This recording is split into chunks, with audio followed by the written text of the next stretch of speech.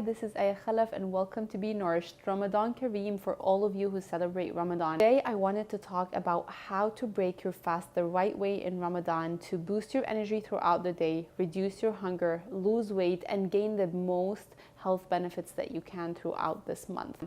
For those of you who don't celebrate Ramadan, you can still benefit from this episode if you want to learn about the benefits of fasting and how to break your fast in the right way.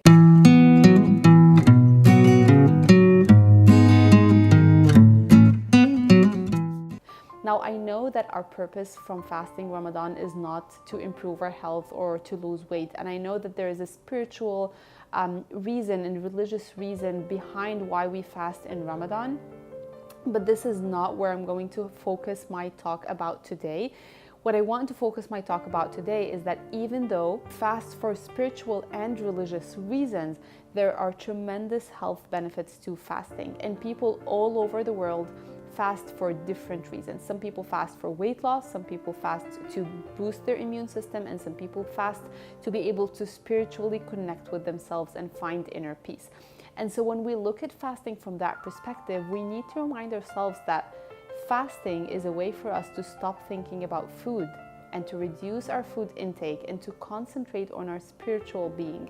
And when we use Ramadan to think about all the food that we can cook and all the feasts that we can make and all the desserts that we can eat, we really lose touch with that part. We really lose touch with Ramadan being a time where food is lower on our agenda and other things are higher on our agenda. For us as Arabs, we wait for Ramadan to make all the food that we love, and it should not be this. If you read about the benefits of fasting, you will learn that when you fast from 10 to 12 hours, your whole immune system reboots and regenerates. If it has been in a dormant state, it activates, and sometimes the cells completely renew. And they use fasting to help people who have done chemotherapy and to help elderly people to reboot their immune system. Another thing is that when you fast from 10 to 12 hours or longer, what happens is that your body starts using the stored fat in your body for energy, and your body starts producing ketones. And this is a stage where your body is burning fat higher than any other stage.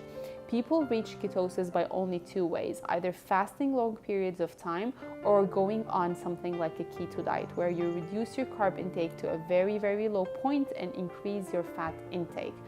When you are in a ketosis place, you are actually burning so much fat. But when you come at iftar and you have your sugar-filled drink, your dessert, your macaroni, your rice, you ruin everything that you have been gaining and building up through your period of fasting. Also, even if your immune system was trying to reboot and regenerate through the period of fasting, if you come and you eat all the junk food and the sugar at the iftar time, you actually ruin the benefit and you lose the health benefits, the amazing health benefits that you can get from fasting those 30 days of Ramadan. So I want to show you today how to break your fast the right way to improve your energy throughout the day and after iftar, reduce your hunger levels, boost your metabolism and burn more fat, and help your immune system. I still remember the first time I told my husband we're going to do a sugar-free Ramadan, and he was like, what do you mean a sugar-free Ramadan? What about the kunafa and the basbousa and the karkade? And I was like, we can have those once or twice, but on a daily basis I'm just gonna have a different plan. And I started substituting our regular sugary drinks with green juices. I started making healthier meals, and I only kind of did desserts 2 times a week, and other than that we just depended on fruits. And I can tell you this was the best Ramadan I had ever had when it comes to the spirituality and how much I was able to do, because I had so much energy after iftar. And I know that you all know that when you have those big feasts for iftar, you're basically dead afterwards, because you've been fasting for 16 hours, your digestive system is not ready for a big meal, and then you suddenly bombard it with so much food and your body just shuts down because it's trying to digest all that junk food that you just had, and then you're not able to do your prayers properly, you're not able to get up for Fajr, and you really lose the essence of the month just because you're eating the wrong types of food. Above that, a lot of us end up finishing Ramadan fasting 16 hours and gaining about 10 kilos. Isn't that ridiculous? Sometimes when people hear that, they're like, how come you're not eating the whole day and you gain weight? It's because we really push ourselves to eat too much, more than what we need when we break our fast. I always tell my clients that when you fast 12 to 16 hours, your digestive system is actually completely shut and your appetite is very low. And the reason why we overeat on iftar is not because we're hungry. It's because we culturally built the habit that we have to make up for our fasting and eat so many calories at iftar, because that's just how we grew up. That's how our culture kind of dealt with it. But you really don't need to make up for the fasting period. I assure you that we all have enough food, we all have enough fat storage in our bodies to use throughout that month. We don't need to make up for our fasting period. It's okay, and it's actually healthy for your body to have periods of time where you're eating a lower calorie intake. You don't need to make up for what you lost during the fasting period. The main things actually that the body needs after a long fast are water, minerals, and vitamins. And so what I try to achieve at iftar is I want to be able to make up the water that we lost, the minerals, the vitamins in an easy to digest and light way, because your body is not able to digest a big amount of food at this point.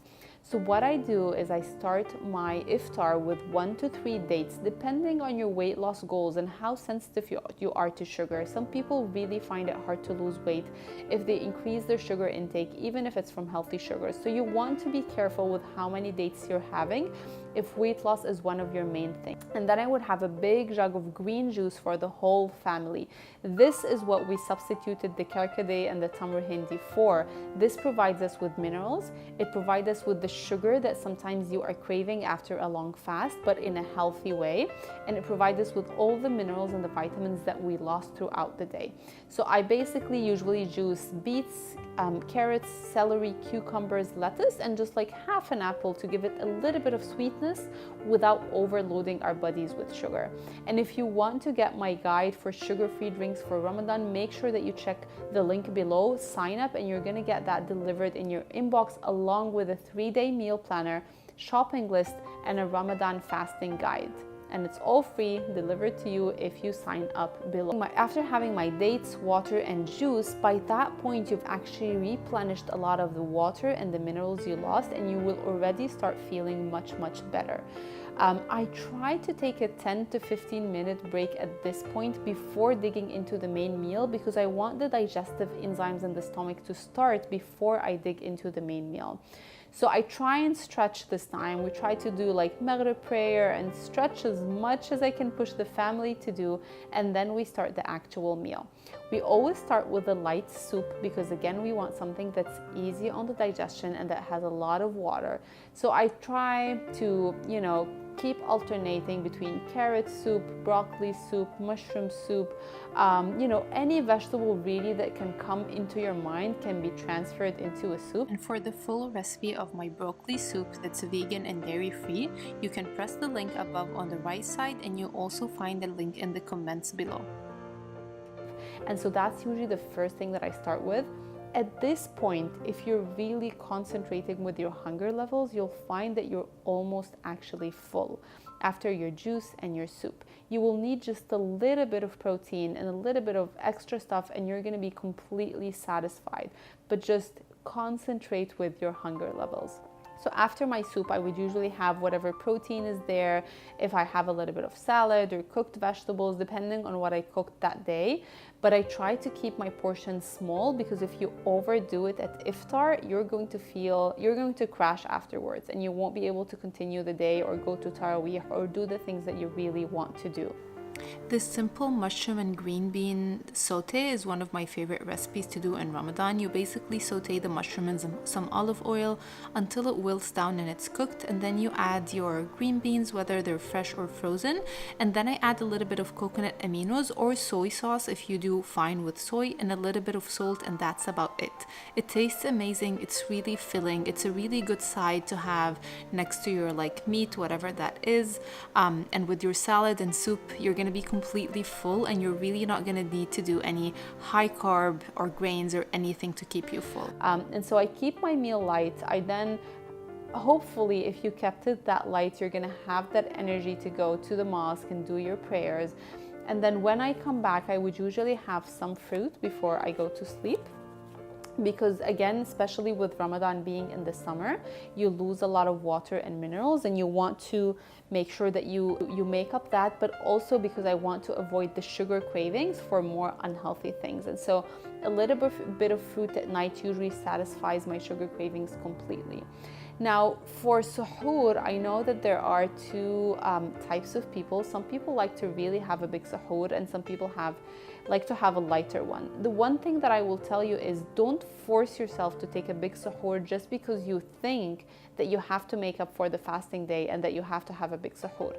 Because I don't think that you have to do that. Your body will really get very efficient in using the fat stored in your body for energy if you allow it to. And so don't force yourself to have a big suhoor. You don't need a huge suhoor to be able to continue the next day.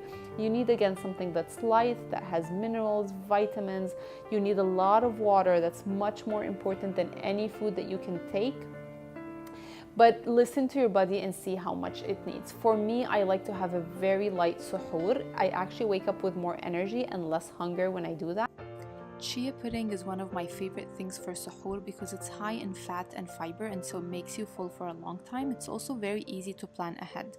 You put some almond or coconut milk, chia seeds, and the sweetener of your choice. You can use honey or maple syrup or monk fruit if you're trying to be really low on sugar and lose weight. You can then put it in the fridge overnight and it will be ready for suhoor. You can add your own flavorings like vanilla or cinnamon, and you can top it off with whatever fruit that you want. Sometimes I just have a fruit, sometimes I have a smoothie, sometimes I would have a little bit of goat's milk kefir or goat's milk yogurt, but I keep it very, very simple. My husband on the other side likes to have a bigger suhoor, but I always advise him again not to go for carbs, especially bread, because it's going to increase your blood sugar dramatically, causing a dip down in your blood sugar later on, which will leave you feeling tired and hungry afterwards. So you want to stay away from carbs. They also will make you thirsty. So if you want to have a little bit of fava beans or a little bit of eggs, like if you're looking more for a heavier, high protein suhoor, you can do some of these things. Skip the bread and instead have some fruit or something light to hydrate your body. So if you're gonna have some fool, cut a little bit of tomatoes and cucumbers and maybe some watermelons, and then drink a lot of water with it. Along the same thing goes if you're gonna have some eggs, make sure that you're having enough water with it, a little bit of fruit or a little bit of cut vegetables on the side, so that you are having, a lighter meal and your body doesn't feel too heavy the next morning. I hope that this is helpful and can really help you transform the way you eat this Ramadan. I assure you that you are going to have more energy, less hunger, you're going to lose weight, and you're going to feel like your body has, just completely renewed after Ramadan, and your health is dramatically improved.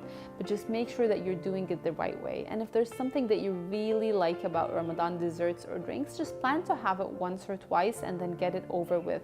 But on a regular basis, make sure that you're eating in a way that's similar to what I taught you. If you want my full guide with the meal planner, drinks, and shopping lists, make sure that you sign up in the link below and you will get it delivered in your inbox. Ramadan Kareem, I hope that you enjoy your fasting. Give me your feedback and post your pictures if you actually try some of those tips that I taught you today.